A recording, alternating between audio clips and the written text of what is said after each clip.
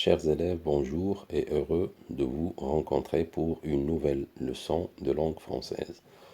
Notre activité d'aujourd'hui est une activité de langue ayant pour titre caractériser une personne. Cette leçon est destinée aux élèves de la première année. Cette leçon s'intègre dans la séquence 3, faire la description d'une personne et l'intégrer dans le récit. Passons à notre leçon d'aujourd'hui. Alors, tout d'abord, je vous invite à lire le texte suivant. La jeune femme était grande, blanche, les yeux bleu foncé, la bouche rose, les dents comme de l'émail. Dans son expression, on lisait à la fois l'orgueil, l'inquiétude et la tristesse. Sur la tête, elle portait ce voile de soie noire qui sied si bien aux femmes. De longues nattes de cheveux châtains lui formaient comme un turban autour de la tête. Son costume était propre et simple. Je vais refaire une deuxième lecture. La jeune femme était grande, blanche, les yeux bleu foncé, la bouche rose, les dents comme de l'émail. Dans son expression, on lisait à la fois l'orgueil, l'inquiétude et la tristesse. Sur la tête, elle portait ce voile de soie noire, qui sied si bien aux femmes. De longues nattes de cheveux châtains lui formaient comme un turban autour de la tête. Son costume était propre et simple.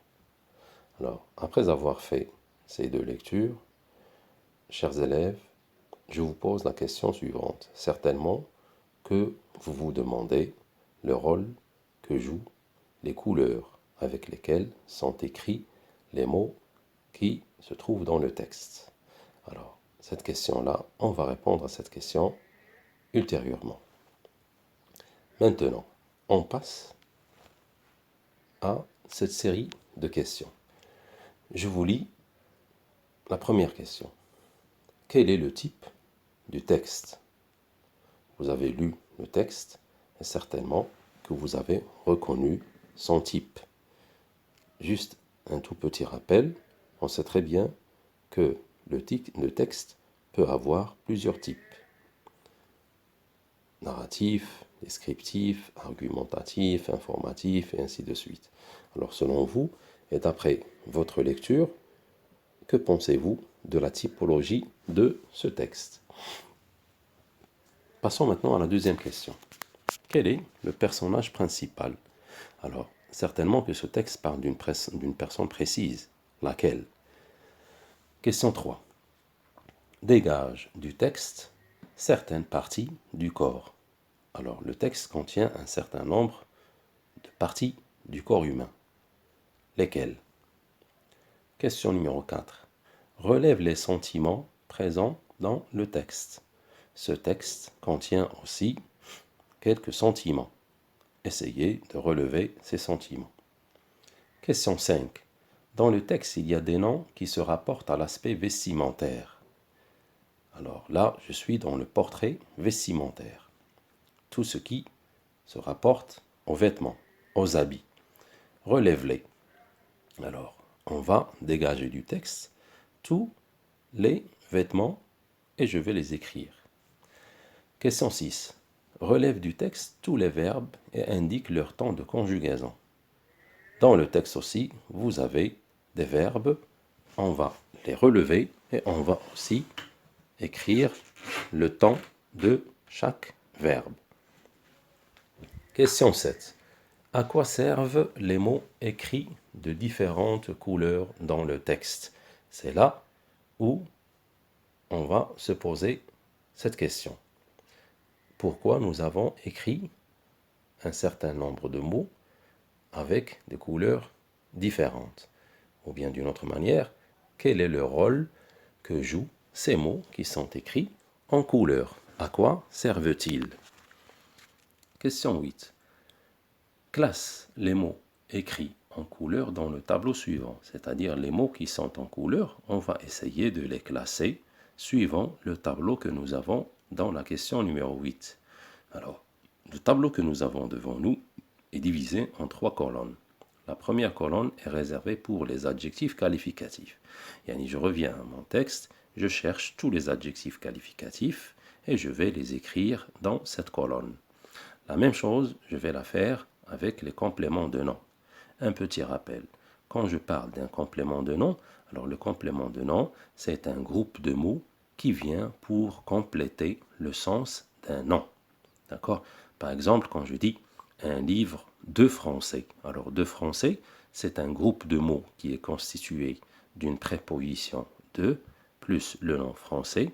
Et c'est ce groupe-là qui complète le sens du nom livre. Le livre de quoi? Le livre de français. La même chose quand je dis une bague en or.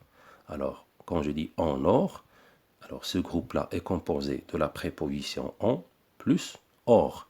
Alors, en or, c'est un groupe de mots qui vient pour compléter le sens de la bague. Une bague en or. Alors, vous allez faire de même. Yani chercher dans le texte et chercher, alors prenez le texte et cherchez tous les compléments de nom. Et vous allez les écrire dans la colonne numéro 2. Vient enfin la comparaison.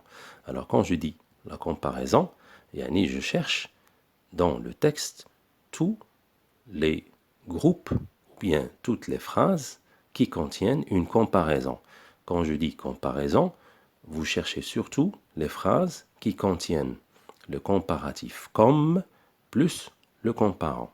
Dans la comparaison, si je veux faire une description d'une phrase qui contient la comparaison, alors une phrase comparative, c'est une phrase qui a un comparé, un outil de comparaison et un comparant. Alors cherchez dans le texte des phrases de ce genre. Yani un outil de comparaison et le comparant. Bon courage.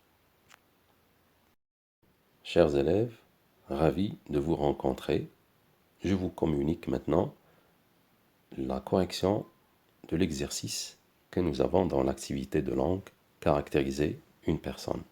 Alors, pour ce qui est de la question numéro 1, alors certainement que vous avez constaté que le type de ce texte, c'est un texte descriptif bien sûr, parce qu'il contient un bon nombre d'éléments qui servent à décrire. La question numéro 2, le personnage principal, c'est une femme.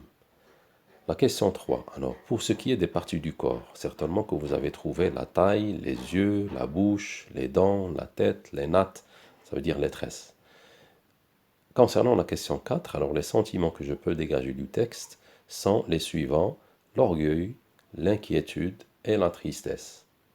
Revenons maintenant aux vêtements. Alors, pour les vêtements, alors certainement que vous avez trouvé le nom voile, turban, ainsi que costume. Alors, pour ce qui est maintenant des verbes, alors certainement que vous avez trouvé que un bon nombre de verbes sont conjugués à l'imparfait. Alors, et quand je dis l'imparfait, alors on sait très bien que l'imparfait est un temps de description dans le passé. Alors, les verbes que je peux trouver à l'imparfait sont les suivants: était, lisait, porter, former. Seul le verbe scier, tiré du verbe soir, qui est un verbe rare au niveau de son utilisation, et on n'utilise plus bien sûr ce verbe-là, et c'est aussi un verbe impersonnel étant donné qu'il se conjugue au niveau de la troisième personne du singulier uniquement, alors sied qui est seulement conjugué au présent. La question 7. Alors, à quoi servent les mots qui sont écrits en couleur? Alors, certainement que vous avez trouvé aussi la réponse. Alors, la réponse, c'est qu'ils servent à, très bien, à caractériser ou bien à décrire. Là, on est en train de décrire la personne en question, à savoir la femme. Alors, pour les éléments ou bien les moyens servant à faire cette description, je peux les diviser ou bien les répartir en 3 catégories. Il y a la première catégorie réservée pour les adjectifs qualificatifs que vous avez certainement trouvé aussi: jeune, grande, blanche, bleu foncé, rose, noir, langue, châtain, propre et enfin simple. Pour les compléments de nom, je cherche les groupes de mots qui complètent le sens d'un nom et qui commencent par une préposition suivie d'un nom. Alors vous avez trouvé de soie, vous avez trouvé aussi de cheveux. Et enfin, pour la comparaison, rappelez-vous, la construction d'une phrase qui contient la comparaison, c'est le comparé, comparatif et comparant. Alors là, vous avez comme de l'émail, alors comme c'est un comparatif, comme de l'émail, et vous avez aussi comme un turban. Bien, bon courage.